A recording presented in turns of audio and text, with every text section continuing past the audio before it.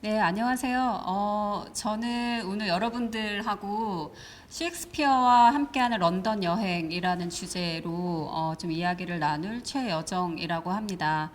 지금 코로나 때문에 사실 오늘 이 강의도 그 대면으로 한번 인사드리고 이야기를 나누면 훨씬 더 재미있었을 텐데 여러 가지 좀 아쉬움이 남지만 제가 런던에서 지냈던 뭐 좀 흥미로운 사진들 그리고 실제로 지금 여행 자유롭지 못하시니까요. 그래서 뭐 제가 오늘 소개해드리는 장소들 보시면서 지금 방콕하는 상황이지만 런던 여행 한번 함께 하실 수 있는 분위기로 좀 준비를 해봤습니다.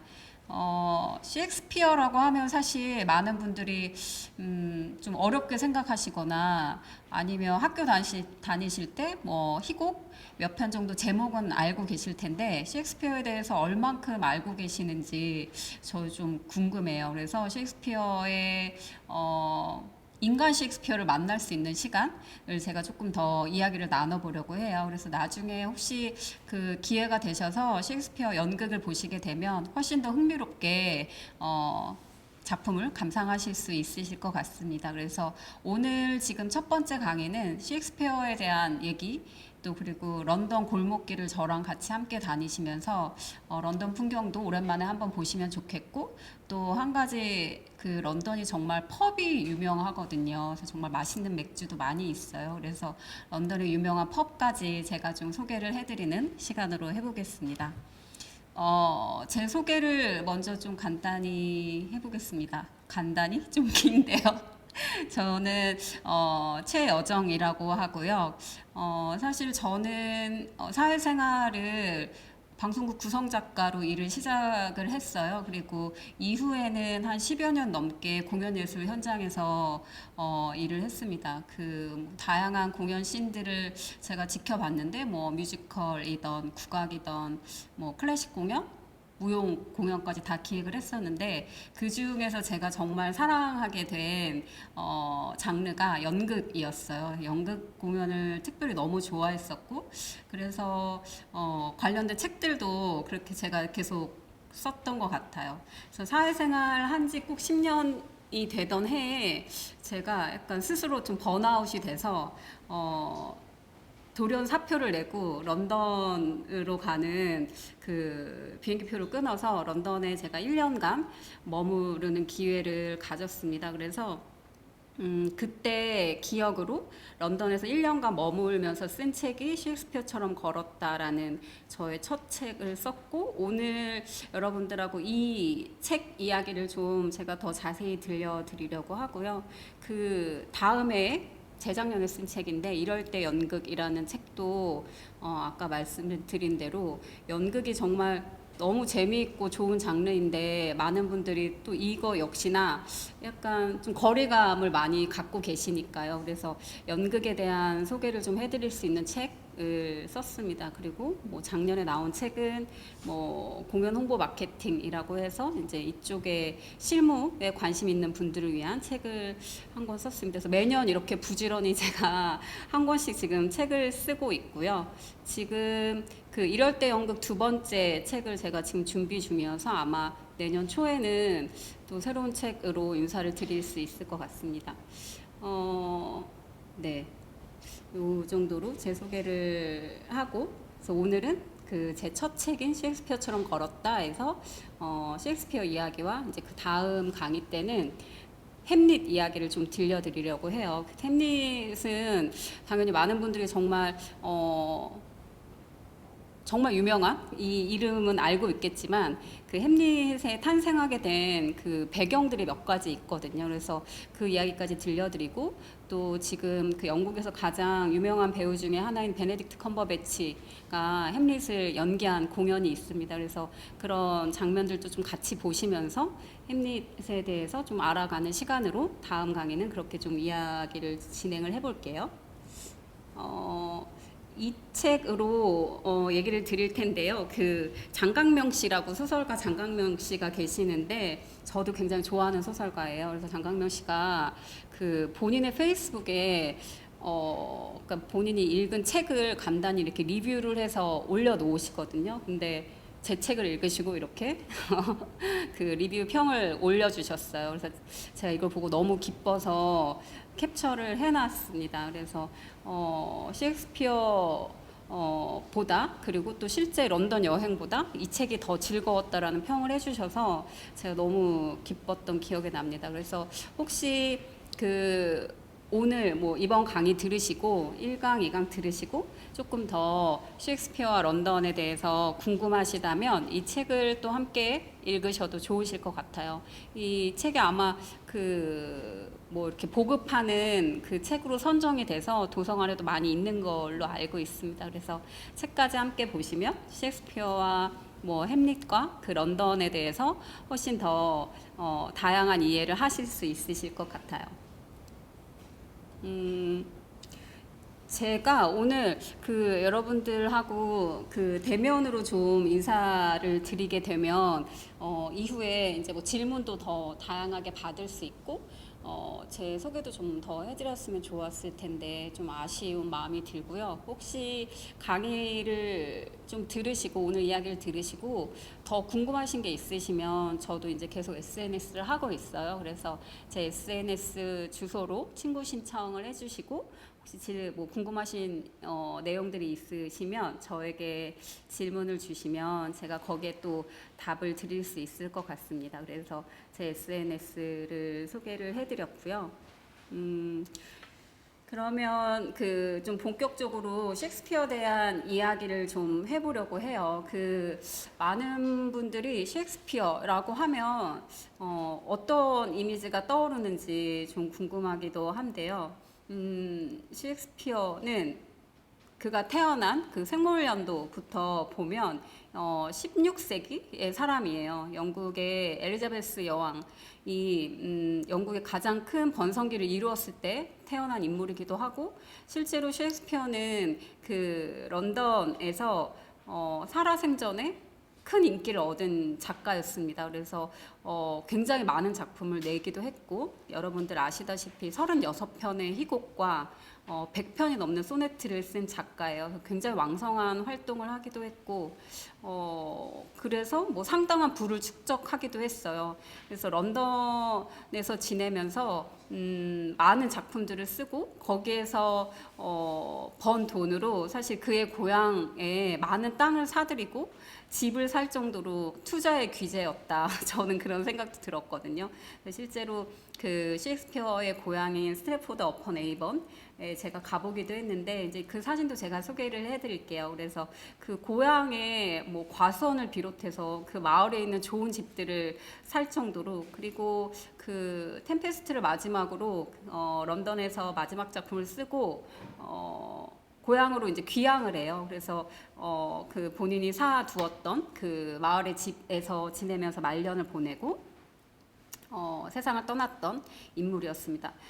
제가 책 속에서 만났던 셰익스피어는 사실 우리가 알고 있는 대로 뭐 로미오와 줄리엣, 햄릿, 뭐 아까 말씀드린 템페스트, 뭐 이런 작품들을 통해서 알고 있지만 저는 오늘 좀 살아있는 셰익스피어 이야기를 좀 들려드리려고 합니다. 그는 실제로 정말 큰 꿈을 안고 런던으로 가서 정말 처음에는 배우가 되려고 했었거든요. 그래서 배우의 꿈을 안고 런던으로 가서 살아생전에 이제 작가라는 꿈을 이루게 되고, 그리고 정말 뭐 영국에서도 영국과 셰익스피어를 바꾸고 싶지 않다라는 말이 있을 정도로 전 세계적인 문어가 되었죠. 그래서 어떻게 이런 작품들을 쓰고 또 인생을 살았는지에 대한 이야기까지 나눌 수 있으면 좋을 것 같습니다.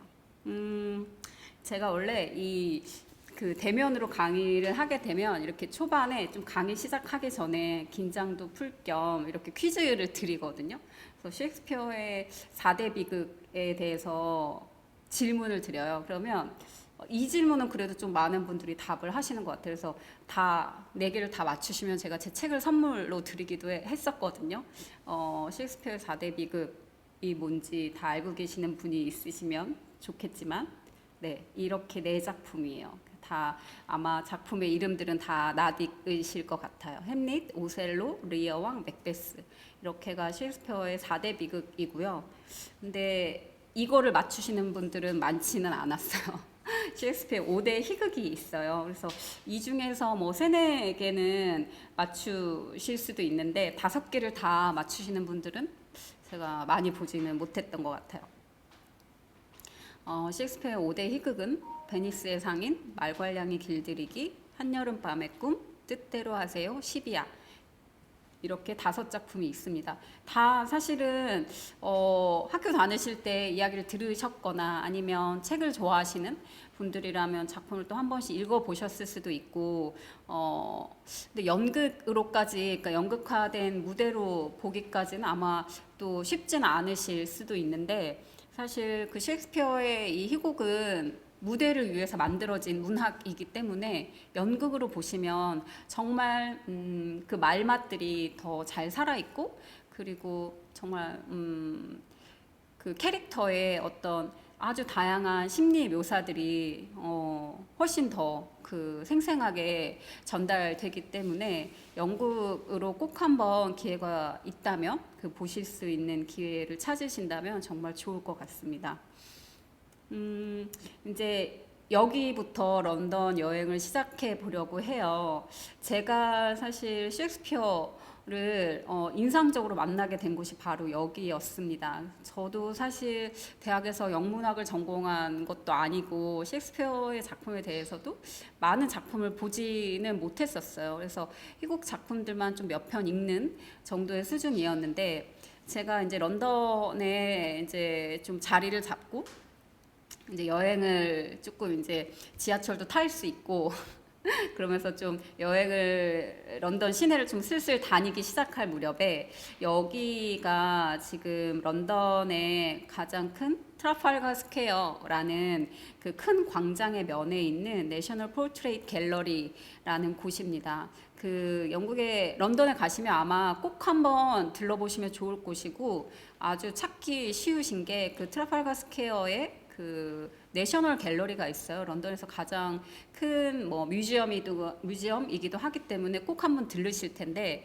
대부분은 그 내셔널 갤러리 정도만 둘러보시고, 왜냐면 그것도 상당히 크거든요. 그래서 아마 하루 이렇게 둘러보시기에도 좀 힘드실 텐데, 이 내셔널 갤러리를 나오셔서 길을 건너서 골목 안으로 들어가시면 이 내셔널 포트레이트 갤러리가 있어요. 약간 숨겨져 있습니다. 그래서 그 내셔널 갤러리를 둘러보시고 꼭 잊지 않고 여기까지 보신다면 굉장히 좋으실 것 같아요.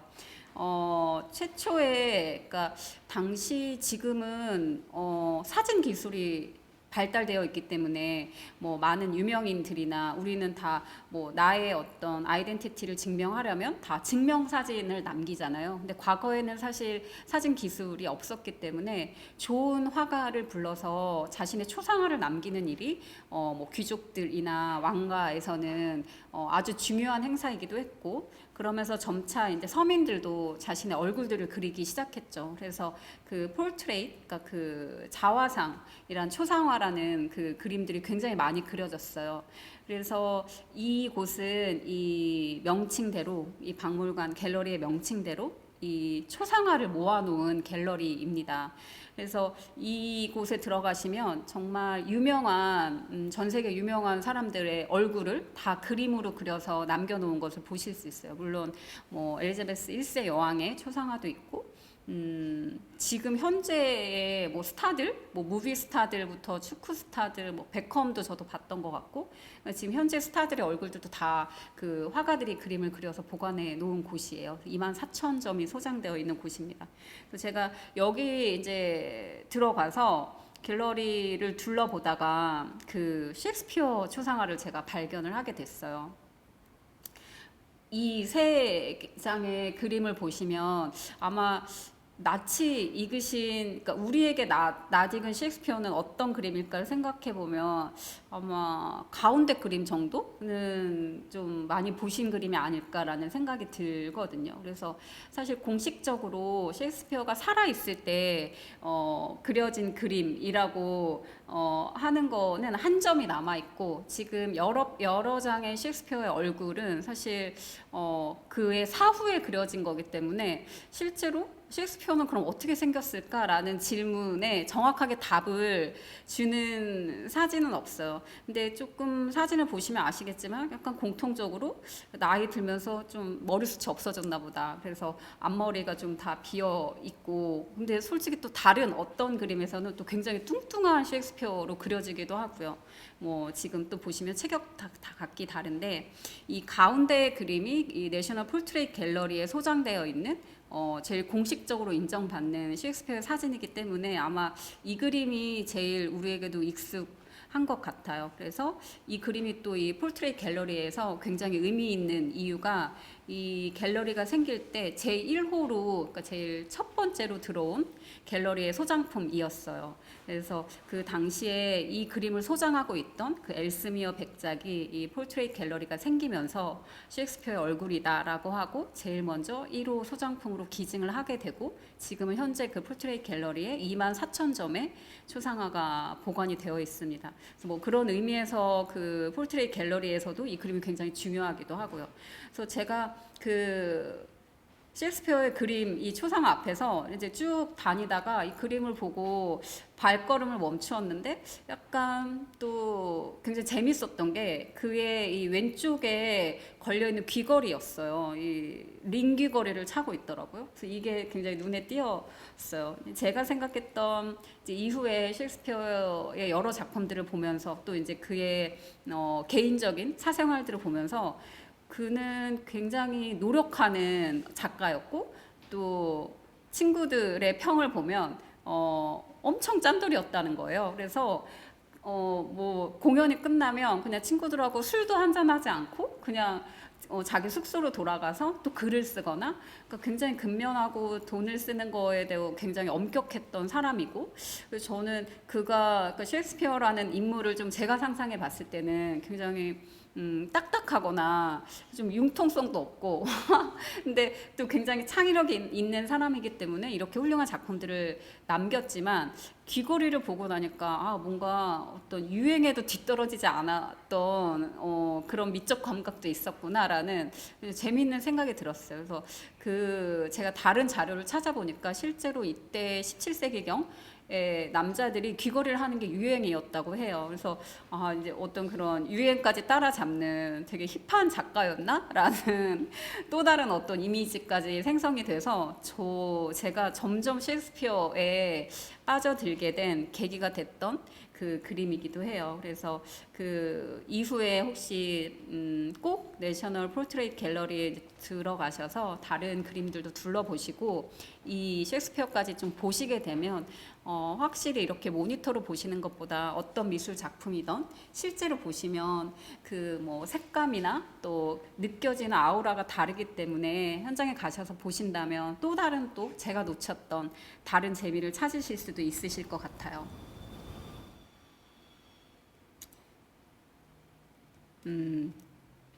이 얘기를 좀 들려드려 볼게요. 이 책이 퍼스트 폴리오라는 책입니다. 1623년도에 출간이 됐고 우리가 지금 알고 있는 제가 아까 잠깐 소개해드린 대로 셰익스피어는 살아생전에 36편의 희곡 작품, 100편이 넘는 소네트, 그러니까 한 인간이 이렇게 많은 작품들을 쓸 수 있을까라고 생각이 들 정도의 정말 훌륭한 작품들을 남겼어요. 그리고 그 작품들이 그냥 범작이 아니라 지금까지도 전 세계에서 수도 없이 회자되면서 공연이 되고 어떤 인간의 내면 심리를 묘사하는 가장 근본적인 캐릭터로 평가받을 정도로 각 작품마다 이야기되는 그 스토리도 굉장히 다르고 그리고 그 안에 녹여진 정말 다양한 인간 군상까지 이게 도대체 한 사람이 할 수 있는 일이야? 라는 질문까지 주는 지금 현재 그래서 영문학자들이 셰익스피어의 작품들을 두고 다른 공동 저자가 있을 것이다 라고도 이제 생각을 하고 있고 그 질문을 가지고 연구도 계속 이어지거든요. 그래서 실제로 다른 그 필자가 있었다, 다른 공동 저자가 있었다라는 어떤 연구 결과들도 지금 계속 나오고 있는 상황이긴 하지만 그럼에도 셰익스피어는 정말 어떤 창의력의 보고 그러니까 작가라면 그 샘솟는 그 영감과 창의력이 정말 궁금할 수밖에 없는 사람인 것 같아요. 그 우리가 사실은 이 많은 작품들을 보게 될 수 있는 이유가 바로 이 책입니다. 사실 17세기의 작품이 이렇게 많이 전해지는 거는 그냥 생각하기에도 정말 쉽지 않은 일이잖아요. 그러니까 셰익스피어의 친구들이 셰익스피어가 죽자마자 사실 그의 작품들을 다 모아서 책을 한 권 내줘요. 그 책이 바로 이 퍼스트 폴리오라는 책이에요. 그래서 이 책에 셰익스피어가 살아생전에 쓴 작품들을 친구들이 다 모아놨고, 그 당시에 굉장히 이게 지금 사이즈를 생각을 하시면 그 그러니까 폴리오라는 게 큰 사절 접지를 4번 접는다는 뜻이거든요. 그러니까 지금 생각하시면 약간 백과사전 크기 정도로 생각하시면 될 것 같아요. 지금 이게 이 경매사가 펼쳐서 보이고 있는 이게 원본이고요. 당시에 친구들이 750권을 제작해 줬다고 해요. 현재 이제 남아서 전해지는 거는 233권, 현재까지 발견된 건 그렇게 해서 지금 남겨지고 있고, 셰익스피어 400주년 셰익스피어가 사후 400주년 되던 불과 몇 년 전이었던 것 같아요. 그때 어디 아일랜드에 지하실 도서관에서 또 한 권이 카피본이 발견이 된 거예요. 굉장히 센세이셔널한 뉴스였던데, 그때 그 책이 이제 경매에 나오게 됐어요. 그래서 이게 아마 크리스티 경매에 붙여지게 되고, 전 세계적으로 사실 이 카피본을 수집하는 사업가들이 있다고 해요. 굉장히 비싸겠죠, 당연히. 그래서 당시에 크리스티 경매가가 네, 이 정도였어요. 250만 파운드니까 하나로 하면 한 44억 원 정도로 경매가 됐던 걸로, 이 뉴스가 굉장히 저도 재미있었거든요. 그래서 그 2016년이었습니다. 그래서 셰익스피어 사후 400주년 기념 행사에서 뭔가 그가 약간 셰익스피어가 살아서 약간 조종을 한 것처럼, 내가 이제 400주년, 나의 죽음 이후에 400주년이 됐으니 이 책 한 권을 세상에 더 내놓겠다라는 식으로 이 숨겨진 책이 도서관에서 발견이 돼서 경매에 붙여졌던 소식을 제가 기억을 하고 있어요. 그래서 이 책 때문에 사실 우리가 그의 많은 작품들을 지금도 읽을 수 있고 또 연극 작품들이 공연이 되기 때문에 사실 셰익스피어 친구들에게 우리가 굉장히 고마워해야 되는 거 아닌가라는 생각이 제가 들기도 했었습니다. 그래서 그 첫 번째 강의는 아까 말씀드린 대로 셰익스피어랑 런던 이야기 중심으로 제가 오늘 조금 더 얘기를 해드리려고 하고, 그 다음 강의에서는 셰익스피어 작품 중에 우리가 제일 잘 알고 있다고 생각하지만 그래도 정작 잘 모르는 부분이 많은 햄릿에 대해서 제가 더 이야기를 해드리려고 해요. 그래서 햄릿 탄생의 배경을 다음 시간에 좀 더 들려드리겠습니다. 사실 셰익스피어가 아들이 있었어요. 그래서 아들 이름이 햄릿이거든요. 그러니까 이 연관성이 있어요. 그러니까 햄릿과 햄릿의 뭐 글씨 차이 정도는 있지만, 그 셰익스피어가 아들이 6살, 그러니까 굉장히 어린 나이에 죽게 돼요. 그래서 이후에 그 아들의 죽음이 햄릿 탄생에 굉장히 중요한 역할을 했었거든요. 그래서 그 이야기까지 좀 들려드리면, 햄릿 작품을 읽으실 때 좀 다른 생각이 좀 드실 수도 있으실 것 같아요. 그래서 다음 시간에는 이렇게 제가 좀 이야기를 들려드려 볼게요. 베네딕트 컴버배치가 햄릿 공연을 했었어요. 그래서 이 당시에 제 기억에 초고속으로 다 솔드아웃이 돼서 표를 구할 수가 없었어요. 제가 당시에 마침 런던에 있어서 저도 그 표를 구하는 그 온라인 행렬에 참여를 했는데 거의 뭐 서버가 그냥 다 다운이 됐고 표를 구할 수가 없어서 제가 극장까지 갔었거든요. 그래서 극장에 이제 현장표가 풀리기 때문에 그 소설표를 또 구하려고 갔는데 이미 그 전날 밤부터 텐트 치고 극장 앞에 줄을 서 있더라고요. 그래서 그 자리에서도 제가 그냥 돌아왔는데, 다행히 이 내셔널 시어터에서 정말 잘 하고 있는 게 연극 공연을 영상으로 다 만들어요. 그래서 그걸 전 세계 이제 저작권을 가지고 이거를 상영을 하는 그 저작권을 다 가지고 있는데, 우리나라에서는 그 남산에 있는 국립극장이 내셔널 시어터 작품을 저작권을 다 계약을 맺어서 1년에 한 2편 정도 그 영국 내셔널 시어터의 작품을 소개를 하고 있어요. 근데 이제 햄릿 공연을 한국에 소개를 해서 그때 제가 그 런던에서 다 눈물을 머금고 포기했던 이 표를 결국엔 서울에 와서 그냥 영상으로 봤던 기억이 있어요. 그래서 이 작품을 그 MT 라이브 앳 홈이라고 그 내셔널 시어터에서 운영하는 홈페이지에 가입을 하시면 비싸지 않은 유료 회원인 그런 걸로 제가 기억이 되거든요. 그래서 영상을 보실 수가 있어요. 그래서 다음 시간에 제가 베네딕트 컴버배치 좀 소개를 드리고 더 궁금하신 분들은 아마 그렇게 영상을 더 감상을 하셔도 좋을 것 같습니다. 지금 제가 이제 런던으로 여러분들하고 좀 여행을 떠날 텐데 영국에 대해서 간단히 좀 이야기를 하고 들어가면 좋을 것 같아요. 물론 뭐 그 세계사 시간은 아니지만 영국은 우리가 알고 있는, 그러니까 우리가 부르는 영국의 정식 명칭은 그레이트 브리튼 및 북아일랜드 연합 왕국인데 굉장히 긴 이름이죠.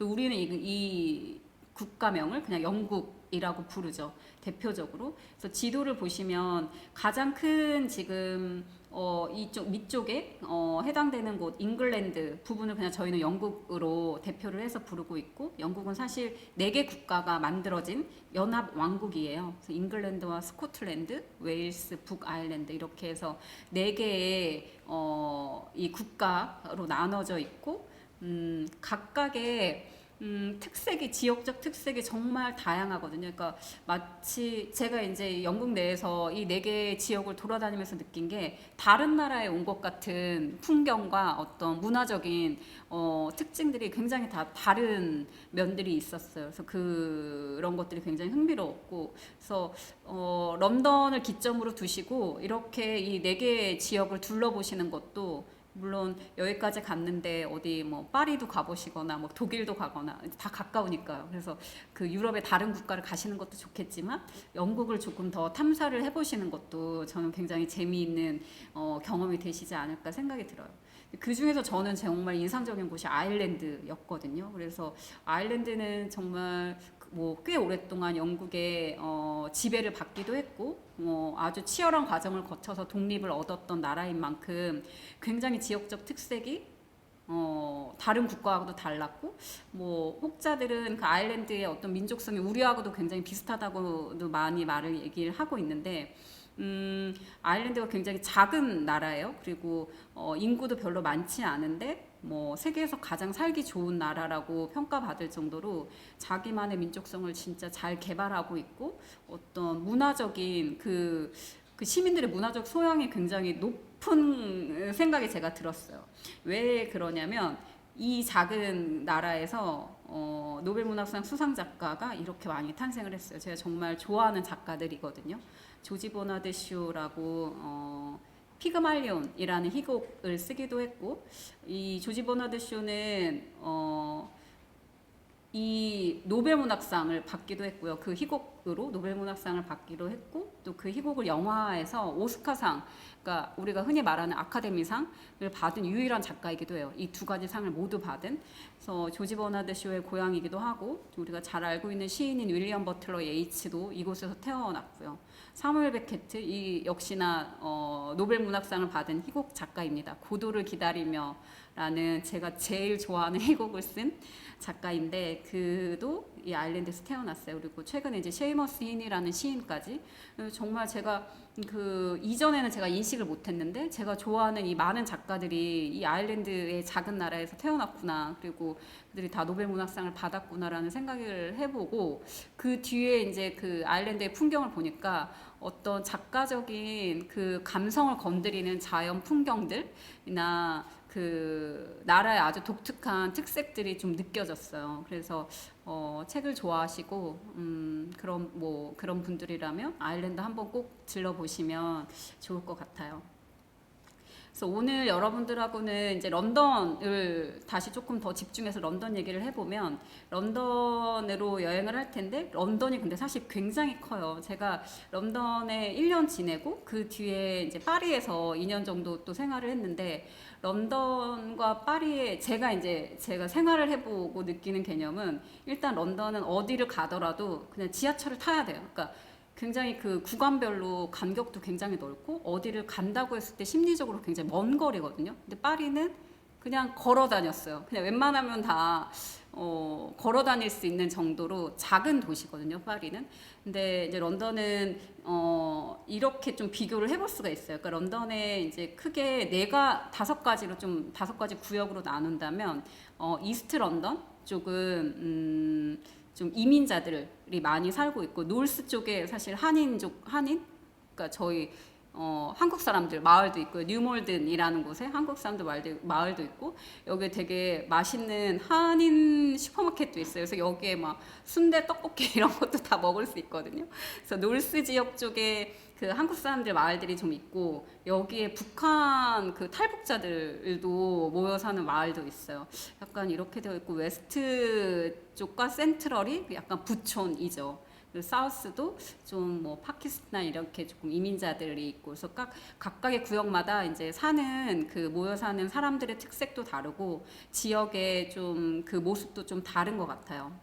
약간 우리나라랑, 제가 이 서울 지도를 일부러 붙여놓은 게 우리나라랑 굉장히 모습도 비슷하고, 우리도 보면 뭐 강동, 강북, 강남, 강서 이제 이렇게 부르잖아요. 한강을 기준으로. 근데 그레이터 런던도, 그러니까 런던도 템스강이 남북으로 이렇게 가르면서, 이제 도시를 가르면서 흐르고 있고, 그래서 이런 식으로 크게 머릿속에 그리시면 템스가 이제 남북을 가르고 흐르고 있고, 뭐 이렇게 남북, 뭐 서동으로 이렇게 대강 머리로 그리시면 런던에 대해서는 좀 생각을 해보실 수 있고, 오늘 근데 특별히 좀 더 얘기를 해보고 싶은 것은, 여기 지도 맨 왼쪽 하단에 보시면 빨간색으로 이렇게 하트처럼 되어 있는 곳이 시티 오브 런던이라고 해요. 그러니까 우리가 보통 런던이라고 부르는 곳 안에서도 반경 2km의 정말 작은 그 지역을 따로 이렇게 시티 오브 런던이라고 하거든요. 그러니까 런던의 심장부라고 할 수가 있어요. 이곳에 바로 뭐 런던을 상징할 만한 뭐 아주 큰 은행들이랑 상업지구인데요. 런던은 사실 바로 이 시티 오브 런던에서 시작이 돼서 이 도시가 이만큼 커지게 됐어요. 그러니까 런던도 결국에는 로마인들이 침공을 해서 로마인들이 이제 바다를 건너서 이 런던이라는 도시를 발견을 한 거죠. 근데 딱 도착을 했는데 템스강이 흐르고 다 평야가 펼쳐져 있는 너무나 살기 좋은 곳이었던 거예요. 그래서 그 로마인들이 다 방벽을 짓고 이 작은 시티 오브 런던에서 그 지역을 개척하기 시작하면서, 그때부터 지금 수천 년간 런던이라는 곳이 이렇게 문화적으로 뿌리를 내리고 이렇게 큰 국가가 된 역사를 가지고 있어요. 그래서 이런 배경들을 좀 알고 여행을 하시다 보면, 실제로 런던 여행하시다 보면 그 로마인들이 세운 어떤 그 방벽의 잔해들, 그리고 또 로마인들이 남긴 어떤 흔적들이 굉장히 지금도 많이 남아 있거든요. 그래서 그런 거를 발견하시는 재미도 있으실 것 같습니다. 그래서 이 면적을 좀 보시면 이러실 수 있어요. 그러니까 서울이 파리의 6배니까 파리는 진짜 굉장히 작은 도시라고 보시면 되고, 심지어 근데 또 파리가 그러니까 영국이 파리의 한 15배 정도의 크기예요. 그러니까 굉장히 큰 차이죠. 그래서 파리는 굉장히 여성적이고 아담한 느낌이라면, 저에게는 그 런던은 남성적이고 진짜 좀 큰 도시다라는 생각이 들었었던 것 같아요. 그래서 시티 오브 런던을 제가 아까 잠깐 말씀드렸는데, 이렇게 보시면 런던이 제가 사실 굉장히 매력적이었던 이유가 굉장히 오래된 그 도시의 역사를 다 그대로 보존을 하고 있거든요. 그래서 제가 사실 셰익스피어처럼 걸었다라는 책을 쓸 수 있었던 것도, 셰익스피어가 400년 전에 남긴 흔적들이 사실 도시에 다 그대로 남겨져 있었어요.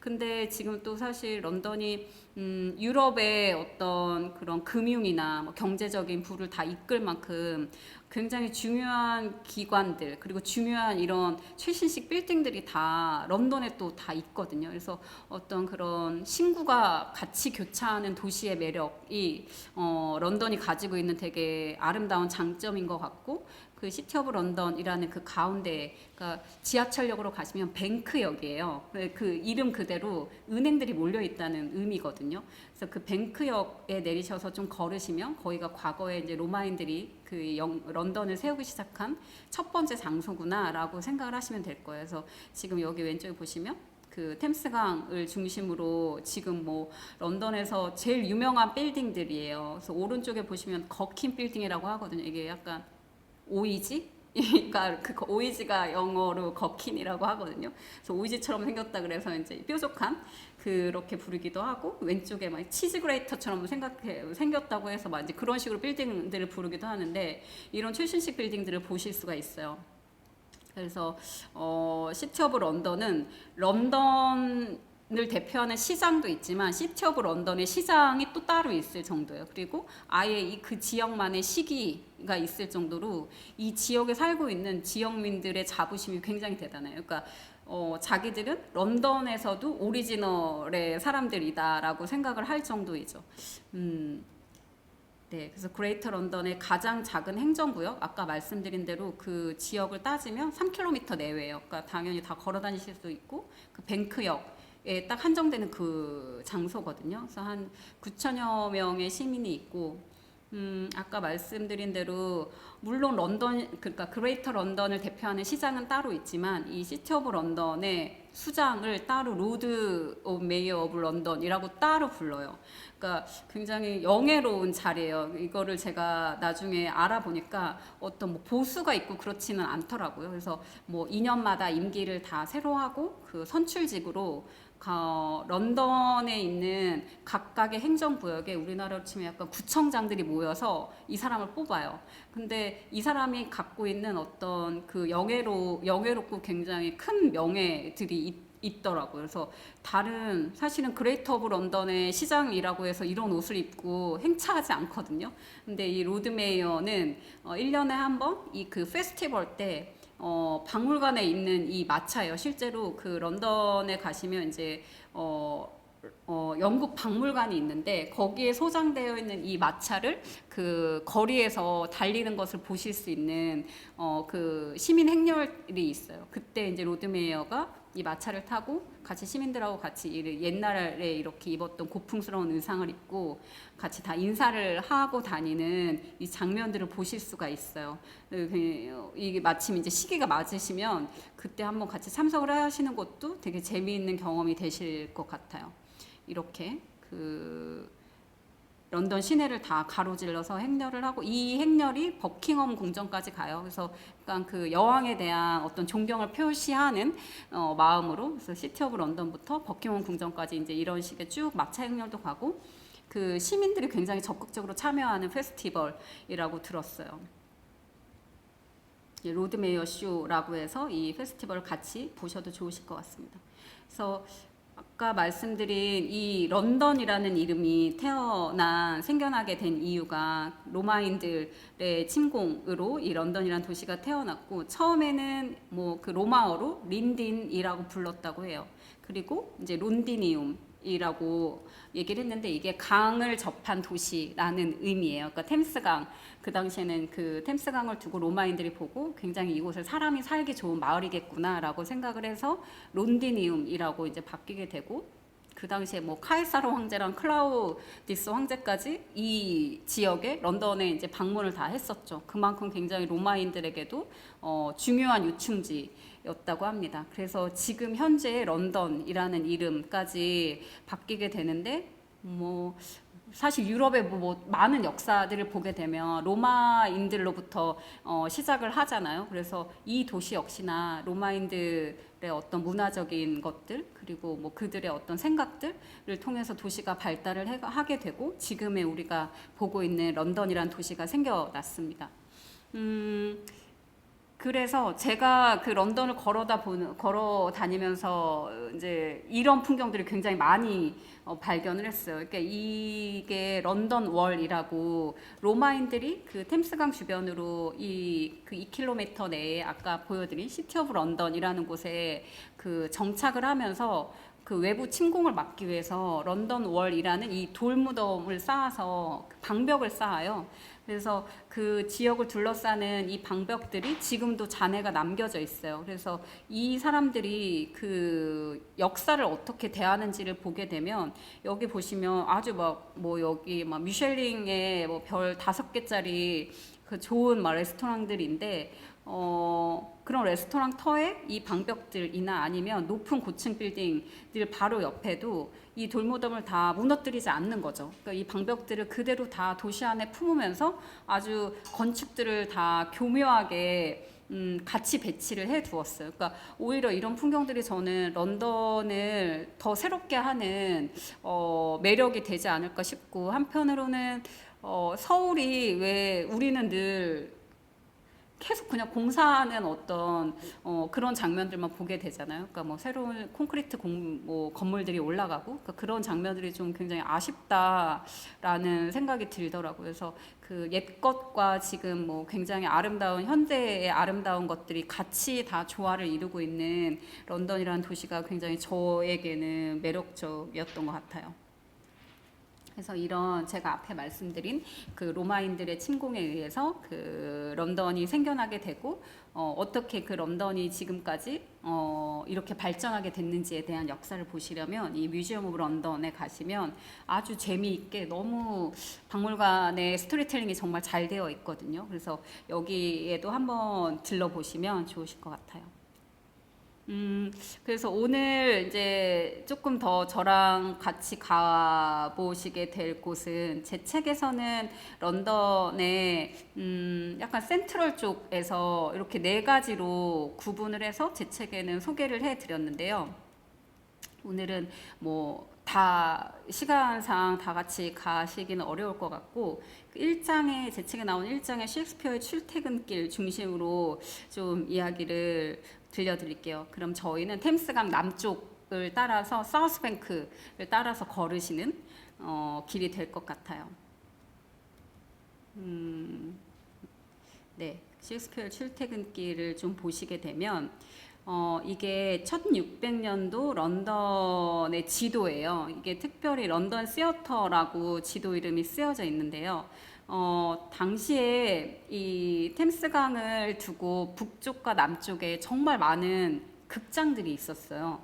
저는 이 지도가 굉장히 흥미로웠는데, 그러니까 그러니까 우리가 지금 살면서, 우리가 지금 뭐 여가 생활을 하는 것들이 너무나 많아졌잖아요. 뭐 심지어 뭐 넷플릭스의 오징어 게임도 봐야 되고, 뭐 영화도 봐야 되고, 여행도 하실 수 있고, 어떤 시간이 나면 다양하게 활동할 수 있는 것들이 많지만, 당시에 연극이 발달할 수 있었던 것은 다른 여가거리가 없었던 거죠. 그래서 그 귀족이든 뭐 시장의 상인이든 아니면 뭐 가장 계급이 낮은 천민이든 모두가 함께 모일 수 있는 유일한 장소가 바로 극장이었습니다. 그래서 마치 드라마를 보듯이, 뭐 집에도 당연히 TV가 없었으니까요. 그래서 마치 드라마를 보듯 일을 하다가도 당시에는 낮 2시에 연극이 올려졌어요. 왜냐하면 뭐 조명이라는 시설이 극장에 없었기 때문에 다 그 자연 조명을 할 수 있게 천장이 다 뚫려져 있는 극장들이었고, 그래서 일하다가 낮 2시가 되면 다 같이 이제 극장으로 몰려가서 연극을 보는 게 마치 드라마를 즐기던, 또 아니면 다른 그 힘든 어떤 일상생활을 푸는 스트레스가 되던 그런 식으로 여가 생활을 했었어요. 그러니까 당시 1600년도에 이렇게 많은 극장들이 있었던 이유가 이렇게 런던 시민들에게 굉장히 중요한 여가의 수단이었기 때문이죠. 그래서 지금 여기 지도 보시면 다 빨간색 점들이 다 극장들입니다. 그래서 템스강 남북으로 이렇게 다 극장들이 형성되어 있었고, 이 템스강 이 아래쪽 그 남쪽으로 보시면 이곳이 바로 약간 우리나라로 치면 대학로 같은 분위기였던 것 같아요. 그래서 그 좋은 극장들이 다 여기에 있었고, 셰익스피어가 소유했던, 주주로 참여했던 더 글로브라는 극장도 바로 이곳에 있습니다. 그래서 저희가 그 극장으로 가볼 거예요. 첫 번째 이제 가실 곳이 이 모뉴먼트 스테이션이라는 곳입니다. 이제 이 장소부터 셰익스피어랑 조금 연관이 있어요. 그래서 이 모뉴먼트라는 게 이제 기념물이라는 뜻이잖아요. 그래서 이 모뉴먼트 스테이션 지하철역에 나오셔서 이제 길을 직진으로 걷다 보시면 놓치실 수도 있어요. 이게 사실 그냥 정면만 보고 걸으시면 오른쪽에 약간 골목 안에 있어서 이 기념탑을 못 보시는 분들도 있으시더라고요. 그래서 대화제, 그러니까 영국 대화제를 기념하는 기념탑입니다.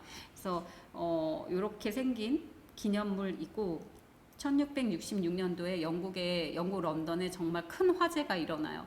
그래서 거의 사실 런던이 그때 다 한번 없어졌다고 해도 과언이 아닐 정도로 다 불타서 소진이 됐었거든요. 그리고 지금 우리가 보는 런던은 1666년도에 크리스토퍼 렌이라는 건축가가 새로 지은 도시라고 생각을 하시면 될 거예요.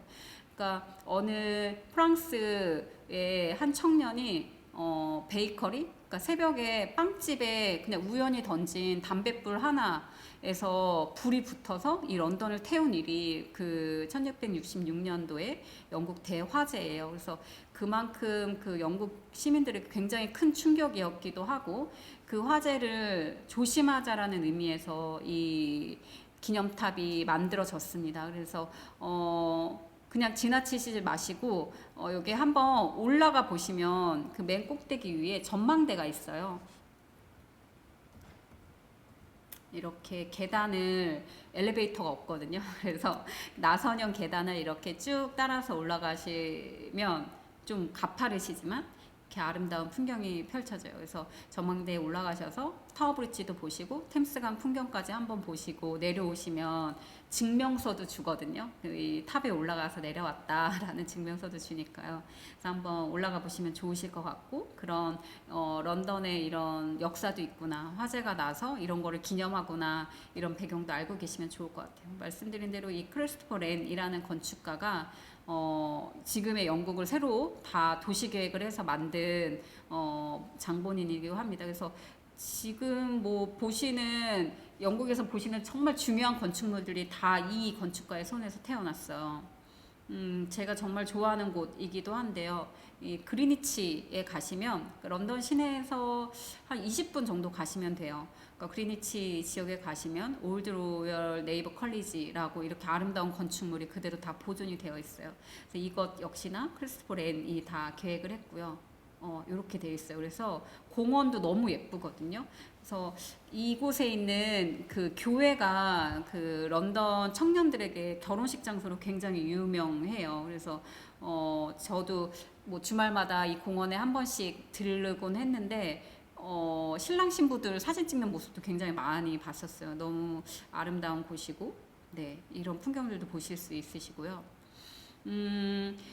이렇게 해서 이제 그리니치에서 나오셔서 런던 하면 떠오르는 랜드마크가 아마 바로 이 사진일 것 같아요. 타워 브릿지죠. 뭐 런던 올림픽 할 때 그 007과 영국 엘리자베스 여왕이 헬기를 타고 이 타워 브릿지 위에 이렇게 상공을 선회하는 그 영상이 제가 되게 기억에 많이 남는데, 그리고 뭐 이런 엽서나 이런 거 보시면 이 타워 브릿지 너무 공주님 나오는 성처럼 예쁘게 생겼으니까요. 그래서 이곳을 대부분의 관광객들은 근데 런던 브릿지라고 부르기도 해요. 근데 사실 이 정식 명칭은 타워 브릿지이고 런던 브릿지는 이렇게 생겼어요. 그러니까 다른 곳이죠. 런던 브릿지는 굉장히 소박하고 사실 런던 브릿지가 런던에서 가장 오래된 다리입니다. 그러니까 셰익스피어가 태어나기 전부터 있었던 자리고 템스강을 유일하게 연결하던 다리예요. 그러니까 굉장히 그 당시에 소박하게 지어질 수밖에 없었고 지금 현재 우리가 보는 모습은 그냥 다리를 건너는 수단으로 밖에 사용이 되지 않고 있지만 굉장히 재미있는 모습은 옛날에는 다리가 이렇게 생겼었어요. 다리 위에 어마어마한 높이의 집들이 다 놓여져 있었거든요. 근데 이게 집이 아니라 상가였던 거예요. 그럴 수밖에 없는 게 템스강을 건너려면 누구나 다 이 다리를 갈 수밖에 없었던 거죠. 그러니까 지금 생각하면 거의 뭐 상권 중에도 막 특급 상권인 거죠. 그러니까 뭐 예를 들어 지하철 한 4-5개가 교차하는 지역이었던 거예요. 그러니까 누구든 이 다리를 건너지 않으면 뭐 강을 오갈 수 없기 때문에 정말 많은 사람들이 몰려들 수밖에 없었고, 그러니까 이제 상가가 이 다리 위에 형성이 된 거예요. 그러니까 이 좁은 폭의 다리 위에 저도 이 예전에 그 이랬을 것이다라고 상상해서 복원해 놓은 이 모형도를 보고 굉장히 재밌었는데 거의 아파트 높이 수준만큼의 상가들이 그 다리의 양편에 다 놓여져 있었다고 해요. 근데 또 이 상가에서 파는 그 물건들을 보면 뭐 서민들이 살 수 있는 물건들이 아니라 당시에 뭐 스타킹이라던가 뭐 아주 고급 그 이불에 넣는 뭐 거위털, 그러니까 이런 식으로 귀족들의 사치품들을 팔았다고 해요.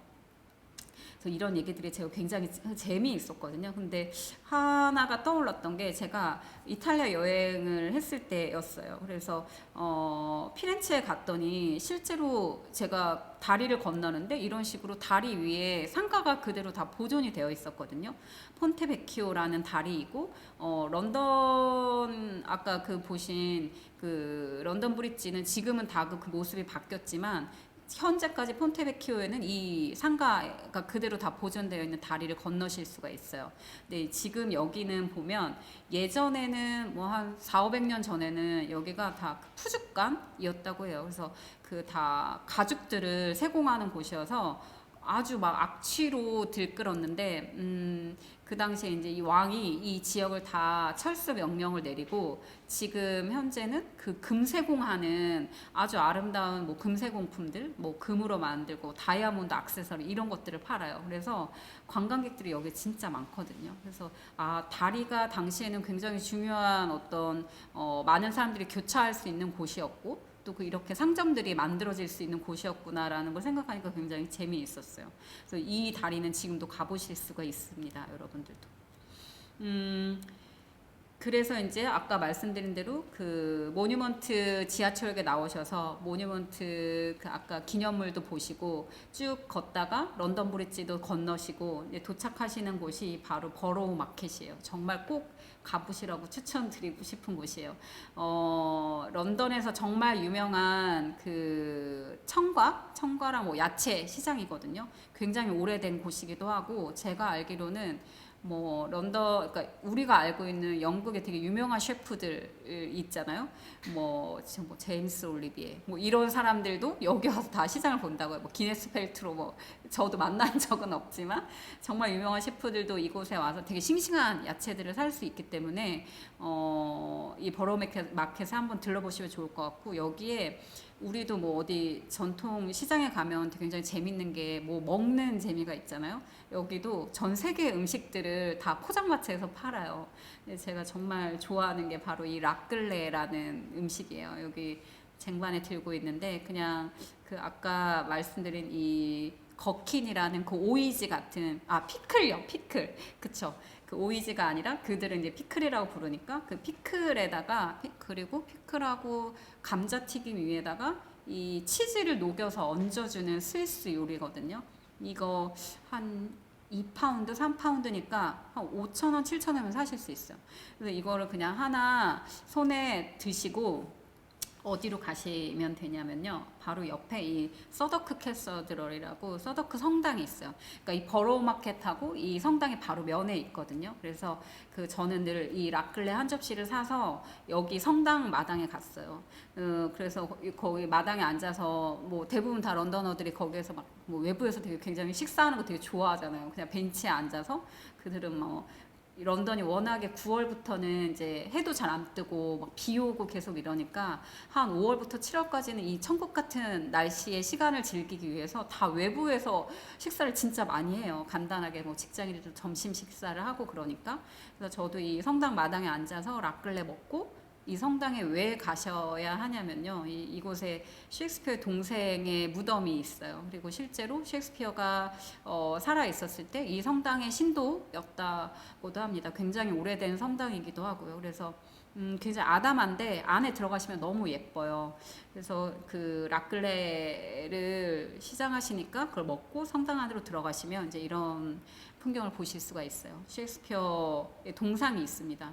여기 보시면 셰익스피어 그 이렇게 비춰져 있고 오른손이죠. 그러니까 오른손이 다 닳아 있어요 동상에. 그러니까 모든 사람들이 관광객들이 와서 이 동상에 이 오른손을 다 만진 거죠. 뭔가 어떤 작가의 꿈을 이루고 싶은 사람은 이 오른손을 만지면 마치 셰익스피어처럼 좋은 책을 쓸 수 있을 거라고 생각하는 것 같기도 하고. 저도 갈 때마다 만졌던 것 같지만요. 그래서 아주 많은 그 셰익스피어의 전 세계 팬들이 와서 여기에 늘 그 꽃다발로 다 치장이 되어 있어요. 다 이제 꽃다발을 다 선물로 두고 가고, 셰익스피어가 약간 비스듬히 누워있는 이 셰익스피어 동상이 있고, 이 위에 있는 스테인드 글라스를 보시면 셰익스피어의 작품들의 주인공들이 다 스토리텔링으로 녹여져 있어요. 이거 사실 이 작품들을 읽으신 분들은 좀 연상이 될 만한 주인공들의 그림들이 있거든요. 저도 몇 개는 찾았어요. 약간 템페스트 그 마법사랑 뭐 한여름밤의 꿈에 나오는 ним프들이랑 이렇게 다 그림들이 그려져 있습니다. 그래서 이런 풍경들을 보실 수 있고, 그러니까 셰익스피어랑 굉장히 연관되어 있는 성당이에요. 그리고 그 맨 앞에 여기 보시면 성가대석 쪽에 이 에드먼드 셰익스피어라고 이 비석이 바닥에 놓여져 있어요. 아마 이 사진을 보지 않고 가시면 지나치실 수도 있으실 것 같은데 꼭 한번 찾아보시면 좋을 것 같아요.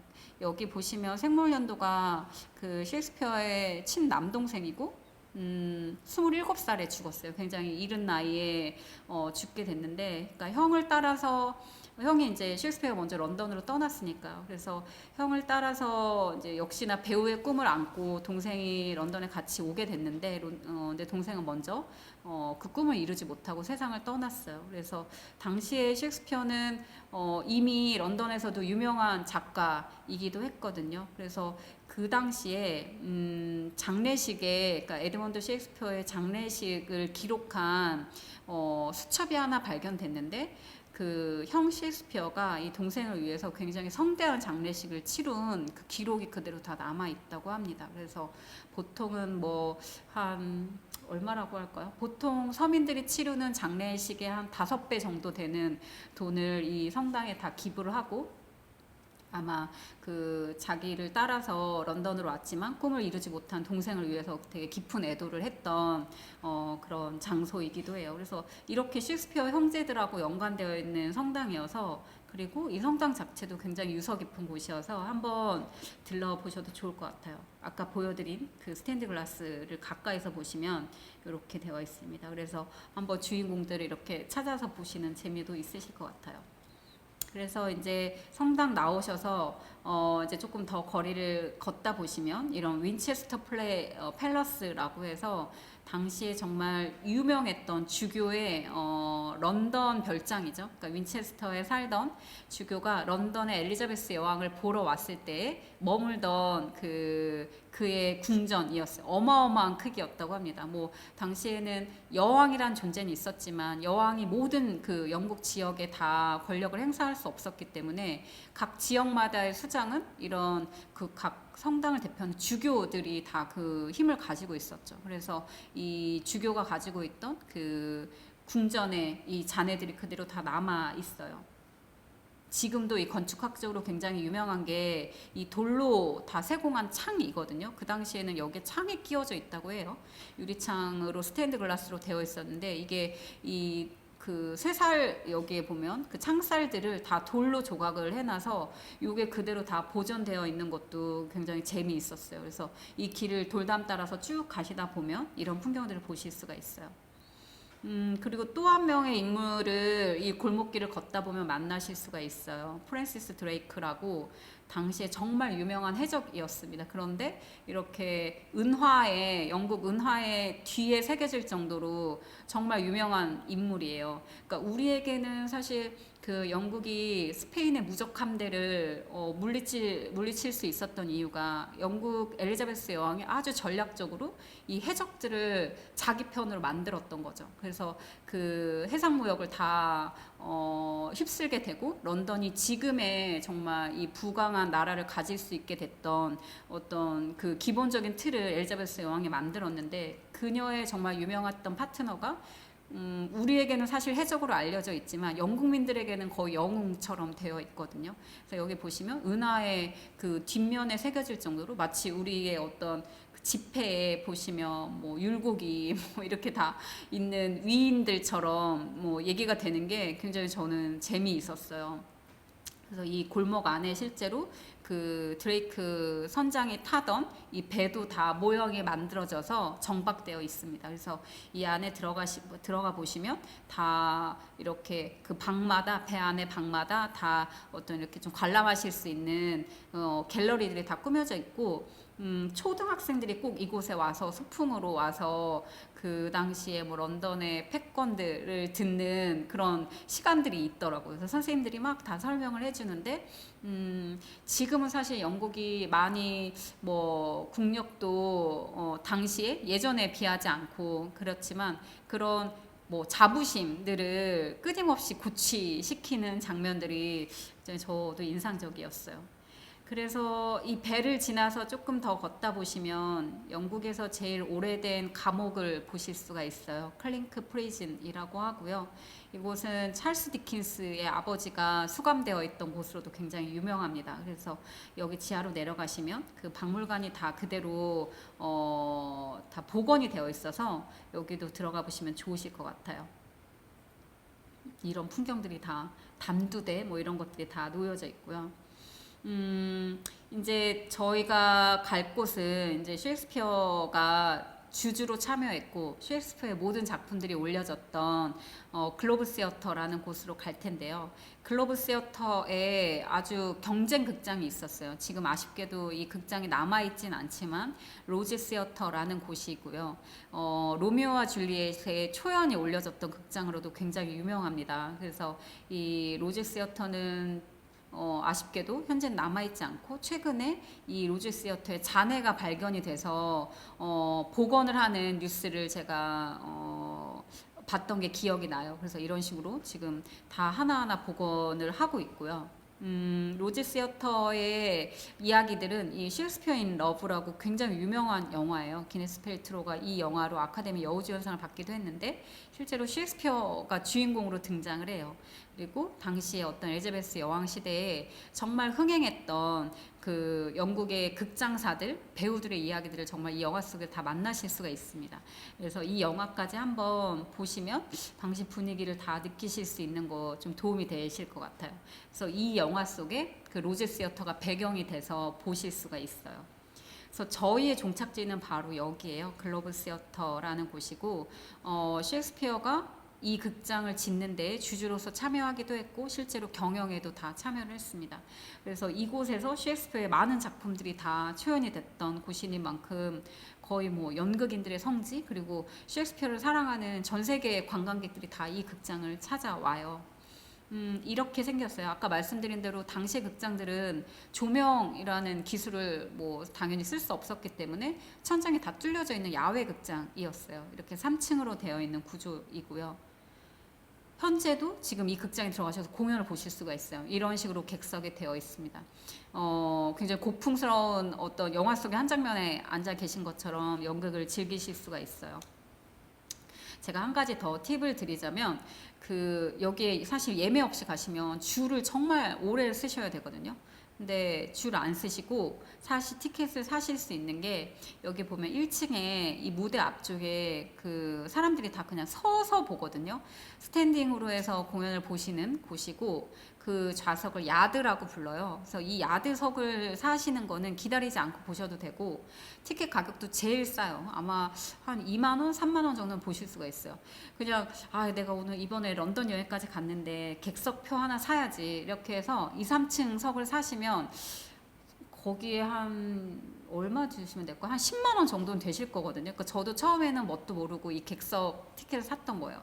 근데 진짜 이 객석이 너무 불편하거든요. 진짜 허리를 90도로 세워서 보셔야 되기 때문에 오히려 그냥 이 스탠딩으로 서서 자유롭게 보시고, 그리고 언제든 그냥 문 열고 왔다 갔다 자유롭게 하셔도 돼요. 그래서 힘드시면 그냥 잠깐 나가셔서 쉬다 오셔도 되고, 어차피 다 영어로 하니까요. 다 이해를 못 하시니까 그렇게 그냥 밖에 나가셔서 템스강 풍경도 보시고 또 연극도 보시고 하면서 자유롭게 그냥 가장 싼 표로 1층에서 또 이 배우들하고 제일 가깝게 있는 무대에 하고 가장 가까운 자리이기도 하기 때문에 그냥 야드석을 제일 싸게 구하셔서 이 극장 안에 들어가셔서 한번 보시면 이곳에 정말 셰익스피어 작품들이 다 공연이 됐었구나 라는 거를 제일 재미있게 즐기실 수 있는 것 같아요. 런던 펍 몇 가지 소개해드리고 이번 시간은 정리를 하면 될 것 같아요. 이 조지인이라는 펍입니다. 뭐 이 펍 역시나 셰익스피어가 있었을 때에도 있었던 펍이거든요. 그러니까 거의 500년 됐던 펍이고, 이렇게 우리가 연극이라는 어떤 공연 예술을 보는 극장이 생기기 전에 예전에 어떤 그 마을의 유랑극단들이 다 돌면서 이렇게 펍 마당에서 그 유랑극단들이 연기를 하던 게 사실 연극의 어떤 시작이라고 보시면 될 것 같아요. 그러니까 공연장이 생기기 전에. 그래서 이 조지인 앞마당에서 공연을 했던 기록들이 굉장히 많이 남아 있어요. 그리고 지금 여기 예전 그림하고 약간 비교를 해보시면 지금 많은 부분들이 사실 뭐 500년 됐으니까요. 다 많은 부분들이 리노베이션도 하고 복원도 하고 그랬지만 손을 안 대고 있는 게 이 발코니거든요. 벽에서 이렇게 조금 튀어나온 발코니는 그대로 다 보존을 해놨어요. 왜냐하면 당시 500년 전에 이렇게 마당에서 유랑극단들이 공연을 하고 있을 때 이 발코니가 바로 관객석이 됐던 거죠. 그래서 발코니 1층, 2층에 앉아서 이렇게 공연들을 내다봤던 게 바로 지금의 공연장의 시작이라고 보시면 될 것 같아요. 그래서 이 장소만큼은 그대로 다 유지를 하고 있기 때문에 여기 마당에 앉으셔서 뭐 이렇게 맥주 한잔 하셔도 좋고, 지금도 가끔 막 셰익스피어 그 당시 전통 의상 입고 배우들이 막 10분 정도 유랑극단들이 와서 막 공연도 하고 그래요. 그래서 그런 풍경들 보셔도 여행하시다가 잠시 뭐 재미있는 구경거리가 되실 것 같고, 또 하나는 이 앵커뱅크 사이드 펍입니다. 아까 설명드린 글로브 시어터 바로 옆에 있어요. 여기도 아마 이제 뭐 추측에는 셰익스피어가 공연 끝내고 배우들하고 뭐 가서 맥주 한잔 하지 않았을까 이제 생각이 들지만, 지금 이 펍은 다 당시 모습과는 다르게 완전히 다 리노베이션 되어 있어요. 뭐 최근에 본 뉴스를 보면 이 리노베이션 비용이 500억이 넘었다고 해요. 그러니까 이 터를 그대로 다 유지를 하고 되도록 뭐 손을 대지 않고 리노베이션을 하려고 했다고 하는데, 사실 새로 지어도 되지만 그들은 그렇게 하지 않는 선택이 저는 굉장히 이 런던을 지금도 많은 관광객들이 찾게 하는, 그리고 예전의 스토리텔링을 그대로 다 갖고 있는 장소를 가지는 게 도시가 얼마나 매력적으로 만드는지를 생각해 볼 수 있는 곳인 것 같아요. 여기는 제가 이 앵커뱅크 사이드 펍은 여기 실내에 들어가시면 이렇게 되게 모던하게 리노베이션 해놨거든요. 그리고 템스강을 제일 가까이서 보실 수 있는 뷰가 있어요. 그래서 굉장히 좋은데 너무 비싸요. 그건 좀 단점인 것 같아요. 그래도 뭐 잠깐 이렇게 맥주 한잔 하시고 템스강 보시기에는 여기도 좋은 장소가 되지 않을까 생각해요. 제가 제일 좋아하던 펍은 바로 여기거든요. 시티 오브 욕 펍이라는 곳이고요. 여기도 지금 그 말씀드린 저희가 지금 계속 돌고 있는 그 사우스뱅크 쪽에서 그 템스강 북쪽으로 건너가셔야 있는 곳이에요. 여기도 굉장히 유명하고 오래된 펍이고요. 여기는 실내가 이렇게 고풍스럽게 되어 있죠.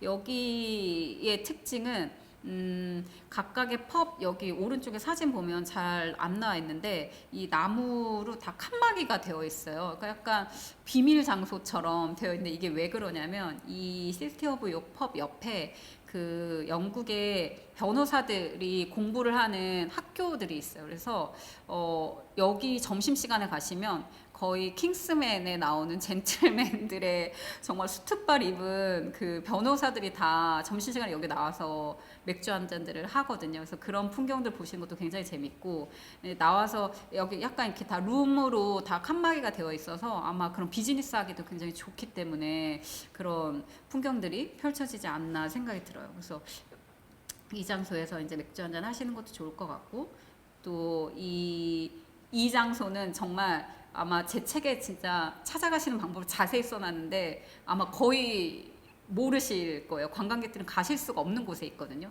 진짜 골목길 안에 있는 곳인데 여기가 굉장히 작은 펍이에요. 근데 이곳에 또 이제 스토리텔링이 되어 있는 곳은 사실 엘리자베스 여왕이 처녀, 그러니까 결혼하지 않은 여왕으로 우리에게 기록이 되어 있지만 정말 많은 애인들이 있었죠. 그래서 그 중에 한 명인 애인에게 이곳에 땅을 사줬었고, 그리고 여기에 이제 그 체리나무를 하나 심고 그 애인과 함께 체리나무 주변에서 춤을 췄다라는 기록이 남아 있는데, 그 체리나무가 지금도 이 장소에 있어요. 그래서 이 밖에는 없고 제가 이 그 펍 안에 들어가시면 이렇게 유리관 안에 그 체리나무 가지를 보존을 해놓으려고 이렇게 전시를 해놓고 있거든요. 그래서 제가 이제 몇 번 가서 여기 이제 그 펍 그 웨이터하고 좀 친해져서 뭐 이게 언제부터 있었냐 막 이런 거 물어봤었는데 그 웨이터가 뭐 야 너가 오기 일주일 전에 이 체리나무에 꽃도 폈다 막 이렇게 거짓말도 하고 그랬었던 기억이 나요. 그래서 이렇게 이 펍에도 들러보시면 좋으실 것 같아요. 그리고 또 영국에 또 굉장히 재미있는 문화가 그 엘리자베스 시대 여왕 때 볼거리가 없으니까요. 그래서 그 죄인들이 단두대 처형이 있는 날 제일 인기 있던 펍이 바로 이 펍이었다고 해요. 그래서 그 단두대 옆에 가장 가까이 있었던 펍이고 마치 뭐 축구 경기를 보듯이 당시에는 그렇게 볼거리가 없는 이 시민들에게 어떤 그 단두대에서 죄인들이 그 머리가 잘리는 그 장면들을 보기 위해서 이 펍의 3층이 제일 그 도시에서 명당이었다고 해서 그렇게 해서 굉장히 유명해진 펍입니다. 매기파이 앤 스턴 펍이라고 해요. 그래서 지금은 이 모습 그대로 남아있지 않고요. 약간 다 변형이 돼서 이런 식으로 지금 운영이 되어 있는데 안에 들어가시면 뭐 이런 식의 스토리텔링 단두대의 어떤 처형 장면을 보시기에 제일 유명했던 펍이다라는 어떤 이야기들이 지금도 남아있는 곳입니다. 이렇게 해서 제가 펍 이야기까지 지금 그 셰익스피어의 출퇴근길 따라서 이렇게 한 바퀴 지금 저희가 걸었던 곳이 바로 그 템스강 남쪽의 사우스뱅크 쪽의 언덕을 그 강변을 좀 걸었던 코스예요. 그래서 지금 뭐 가장 제가 얘기를 해드리고 싶었던 종착지는 그 셰익스피어의 작품들이 공연됐던 글로브 시어터라는 곳입니다. 그래서 꼭 한번 공연을 보시면 좋을 것 같고 그리고 나오셔서 이렇게 맥주 한잔 하시면서 여행을 마무리하셔도 좋으실 것 같아요. 이렇게 해서 제가 준비한 그 첫 번째 강의는 정리를 하고 다음 강의에서 햄릿 이야기로 조금 더 이야기를 들려드리겠습니다. 감사합니다.